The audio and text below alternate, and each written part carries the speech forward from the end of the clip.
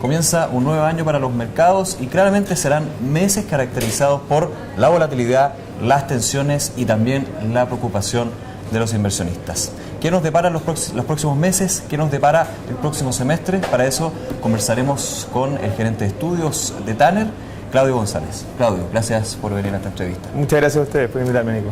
Bueno, ¿cómo comenzamos el año? Eso en primer lugar. El año comenzó bastante plano, diría yo, con algún sesgo leve de negatividad, pero muy plano, a la espera de lo que sean noticias más claras respecto de lo que pueda hacer Europa en lo que viene, sobre todo en lo que se refiere a la colocación de deuda pública a los países grandes en Europa, y por otro lado también a rectificar un poco, ratificar más bien diría, lo que son los datos de Estados Unidos. Estados Unidos, de hecho, ya comienza una nueva temporada de resultados que, de hecho, al parecer, es bastante promisoria, ya se están viendo importantes efectos en las acciones. ¿Cómo ves tú justamente esta temporada de resultados que siempre es muy decidora de cómo se vienen los próximos meses para la bolsa de Estados Unidos y por qué no decirlo también el resto de los mercados? Sí, yo ahí diría que las tendencias que se han ido marcando en los últimos trimestres van a probablemente continuar. Algunos sectores muy privilegiados, sector de energía, sectores de tecnología, con crecimientos en sus utilidades y también en sus niveles de venta.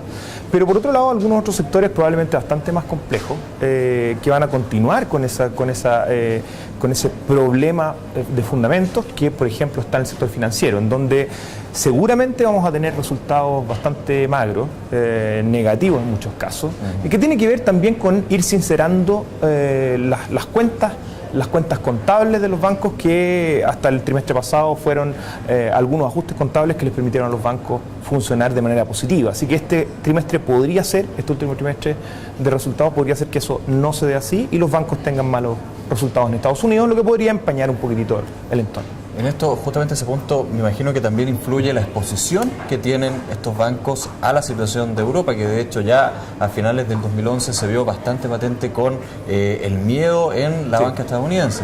Sí, desde luego. Lo que vamos a ir viendo seguramente es en la medida en que Europa se ponga compleja y que los problemas europeos se evidencien todavía más, la banca norteamericana va a ir sufriendo. Eso es seguro. Lo que vamos a tener va a ser un entorno de un primer trimestre muy volátil, precisamente por eso. La banca norteamericana está muy expuesta a lo que es la deuda de Francia, la deuda italiana, y por tanto los movimientos de valor en esa deuda y sobre todo las disminuciones de valor en esa deuda le van a afectar a la banca norteamericana seguramente. Pero hay otro tema que tiene que ver con un tema contable, de cómo contabilizaron en forma positiva su deuda propia, y eso va a tener que revertirse probablemente en este último trimestre, lo cual podría afectarlos negativamente también. Así que ahí hay, Nicolás, yo creo un efecto bastante importante de negatividad sobre los resultados corporativos norteamericanos. Claudio, te llevo a Europa. Europa claramente va a ser protagonista, por lo menos en el mediano y corto plazo, de todas maneras, del día a día de los mercados. Vemos que hay problemas, todavía hay importantes datos de endeudamiento, más que datos, cifras de endeudamiento que están presionando con fuerza a los mercados. Hay temor, hay tensión. Sí. ¿Cómo ves tú el contexto en estos días y lo que viene, por supuesto? Mira, yo en este contexto creo que uno puede plantearse trimestralmente lo que va a ir pasando. Ya plantearse el año completo y tratar de dar un pronóstico para el año o incluso para el primer semestre es complejo, dado, ¿verdad?, la evolución y lo rapidez con que los hechos se han ido sucediendo. En este primer trimestre, por tanto, lo que veo con preocupación es el nivel de vencimientos de deuda pública de Francia, sobre todo. Italia, desde luego, España como segunda de la lista, pero cuando uno ve a Francia tiene el doble de vencimientos que es lo que tienen España e Italia conjuntamente para el primer trimestre. Luego en el año Italia empieza a tener muchos vencimientos acumulados. Es decir, un primer trimestre cargado de la necesidad de países importantes europeos de refinanciarse y por tanto una presión a la alza en las tasas de endeudamiento podría ser el caso. Hoy día recién tuvimos a Francia financiándose en el corto plazo con muy buenas tasas. Así que al menos por ahí podríamos ver algún relajo, pero hay que esperar a lo que viene desde aquí a marzo, creo yo. Y en este escenario también está la duda de qué harán los líderes, los países y también las instituciones europeas sobre cómo, digámoslo de una forma, limpiar la casa, porque finalmente también se traduce en eso. ¿Cuáles son las medidas? Han sido discusiones bastante largas, todavía hay muchos temas pendientes. ¿En qué terreno se pisa justamente? Ya en un tema que es muchas veces netamente político. Sí, el terreno es definitivamente inestable, diría yo. Las decisiones políticas son muy débiles.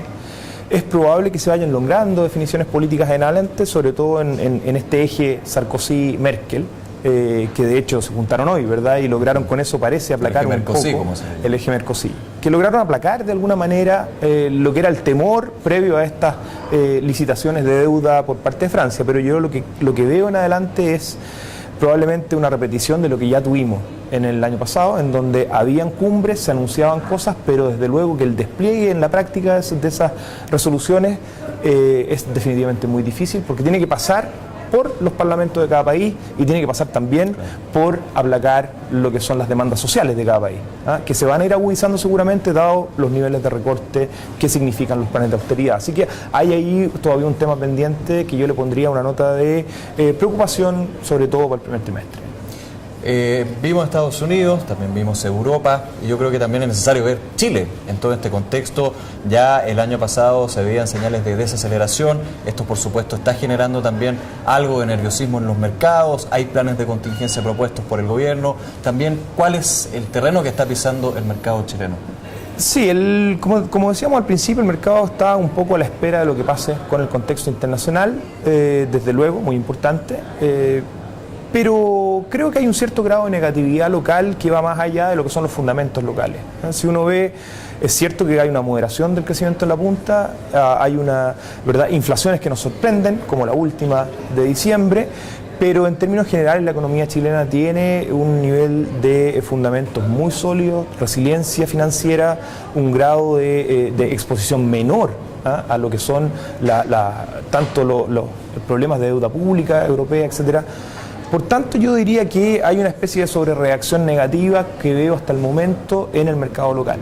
Creo que a todos nos ha alcanzado un poco esta sobrereacción negativa. Yo diría que hay que esperar a ver en adelante qué es lo que son la evolución de los mercados internacionales y según eso eventualmente ajustar un poco el mercado local. Lo que sí es cierto es que las empresas y los sectores en el ámbito local tienen algún nivel más restringido de entorno de lo que veíamos a comienzo del año pasado, en donde estábamos viendo ciertamente una expansión mayor. Las perspectivas claramente cambian.